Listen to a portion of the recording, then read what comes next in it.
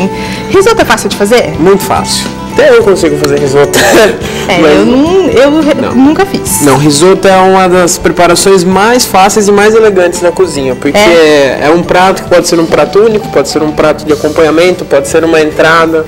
É verdade, se você faz o risoto, você não precisa fazer uma outra coisa, né? Não, ele assim, existem várias, que nem eu adoro comer risoto, sou apaixonado por risoto, adoro risoto com grelhados. Qualquer tipo de grelhado combina muito bem, mas o risoto em si já é um prato único, né?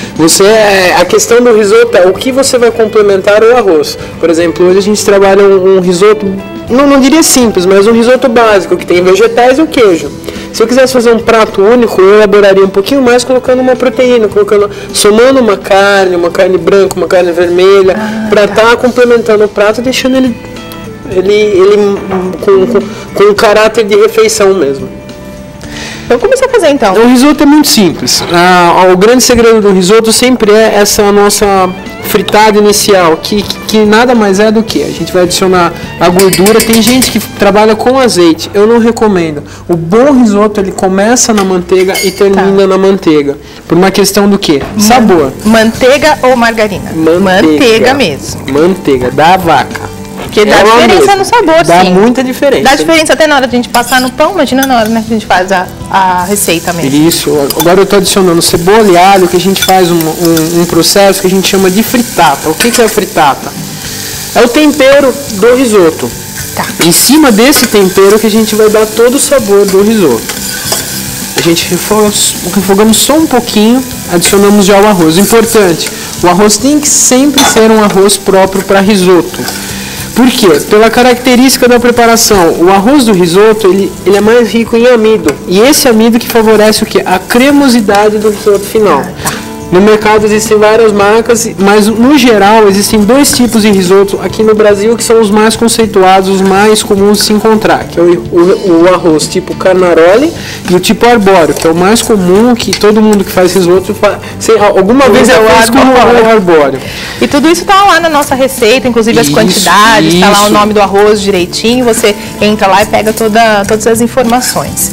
Aí você está fazendo o que? Tá dando a refoga. Essa refoga aqui é fundamental. Tá. É nessa refoga aqui que a gente monta aquilo que a gente chama de estrutura do arroz, que vai permitir com que na hora que o arroz for cozinhando, ele não desmanche.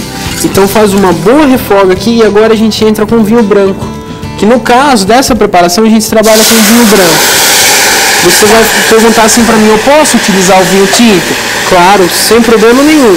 Mas o importante é saber a finalidade. O vinho tinto vai dar coloração na receita. O vinho branco, ele vai, além de colaborar para estar preparando esse risoto, ele vai dar aroma e não vai dar coloração, que a gente, no caso, não vai ficar branquinho. Amarelinho, eu acho meio... Olha, o segredo do risoto, existem inúmeras técnicas de risoto. O principal, a técnica mais comum é essa. A gente vai pingando o arroz e vai mexendo ele sem parar. Tá, mas ali você já fez um caldo. Isso, esse é um caldo de legumes. Tá. Está aquecido, sempre vai estar ali na beira da panela, na nossa panela do risoto, e a gente vai estar sempre administrando ele assim que ele for secando essa água aqui. E tem que mexer. Mexer sem parar. Existe um ditado que fala que o bom risoteiro não desgruda da panela. Que é assim, mas assim, eu já aprendi várias técnicas, e tem técnicas que você faz o risoto, que você faz com ele tampado, sem mexer. Mas assim, os melhores resultados com o risoto são sempre esses. Você vai administrando o líquido, no caso o caldo, e aí mexendo sem parar. Porque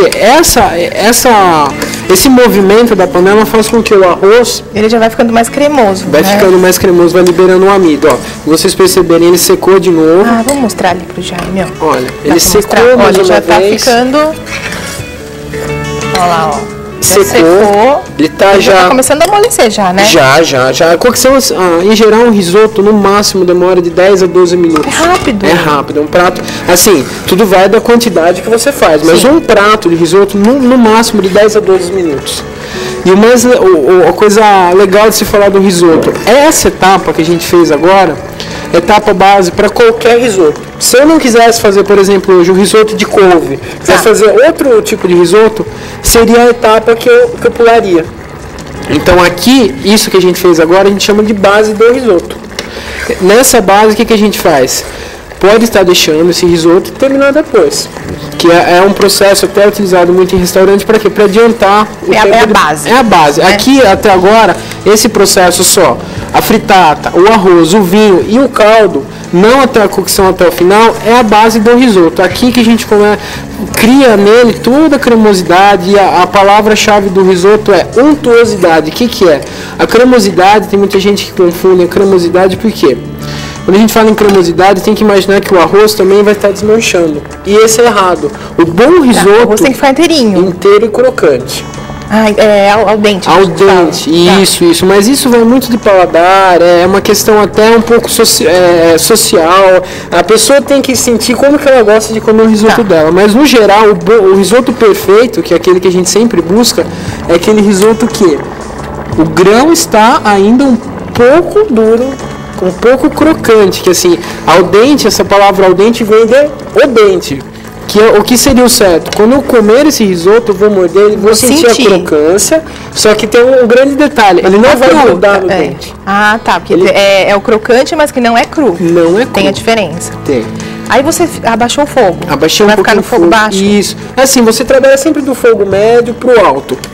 É que esse fogão aqui, ele é muito forte, a intensidade da então o fogão boca. Lá em casa, aqui ele é forte mesmo, lá em casa é do médio pro alto. Isso. E se eu quiser, no caso você falou de acrescentar a proteína, se eu for colocar uma carne, ela tem que estar cozida antes já, ou vou colocar lá já? O ideal, sempre assim, o risoto a gente sempre começa na mesma panela e termina. Se eu fosse trabalhar, por exemplo, com iscas de filé mignon aqui, o que eu faria? Na primeira etapa, lá no começo, antes de colocar o arroz, eu fritaria essa carne aqui, reservaria, faria todo o processo que eu fiz até agora e no final, no mesmo momento que eu, por exemplo, for acrescentar a couve, agora eu acrescentaria a carne e finalizaria o risoto.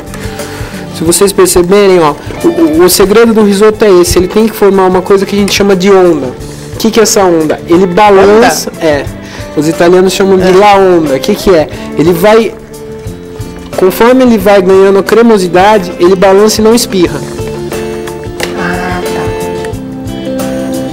Que essa é a grande sacada do risoto, é ele ter essa cremosidade, porque assim, o que eu vejo muito estabelecimentos que trabalham com risoto é fazer aquele risoto bem pesado, bem cremoso, que quando você chega na última garfada está parecendo uma cocada, para dizer a verdade. Isso não é o risoto italiano. O risoto italiano é úmido. Por quê? Conforme ainda ele vai resfriando, ele é um prato muito quente, é um prato típico de inverno, prato muito quente e bem calórico até.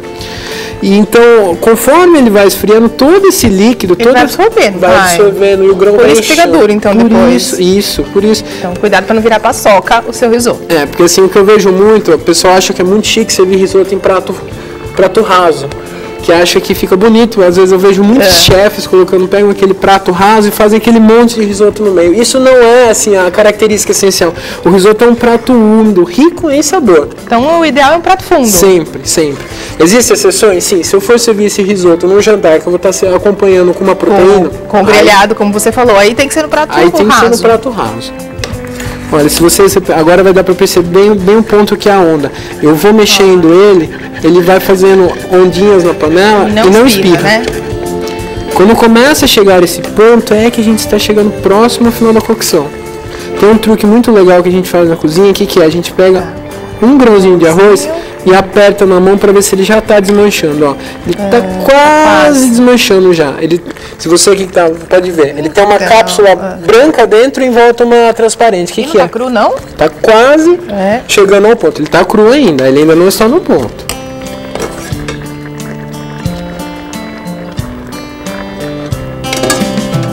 E vai acrescentando. Isso, não tem uma quantidade ideal, até em geral do arroz. É sempre o dobro de água para o arroz. Assim, por exemplo, a gente trabalha na receita aqui, uma xícara de arroz, a gente vai ter em média que no mínimo nós vamos utilizar 2 xícaras de caldo. Depende muito do risoto, depende muito da safra, depende muito de tudo que envolve do arroz, entendeu?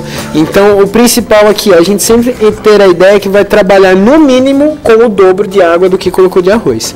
Mas o legal é que a gente sempre tem um pouquinho mais de arroz, de líquido, porque o arroz